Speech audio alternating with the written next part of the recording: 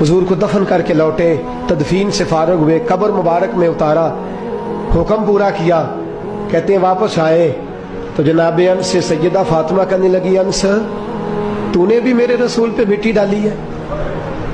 अंस तेरी जुर्रत हो गई थी? फरमाते उस वक़्त फातिमा का पहला आंसू गिरा और फिर 6 महीने हुजूर के बाद हयात रही, मैंने उसके आंसू ही गिरते देखे। लोग सो जाते, वो हुजूर के रोज़े पे जाके बैठ जाती। कहते मैं समझाता बहलाता, लेकिन फातिमा कहती अली सब्र अपनी जगह, कर्म अपनी जगह। और मैं तुझे क्या बताऊं, बहन भाई पहले सारे चले गए, वालदा पहले छोड़ गई, अब हुजूर अलैहिस्सलातु सलाम ने भी पर्दा डाल लिया है, मुझे चार और जानिब कुछ दिखाई नहीं देता।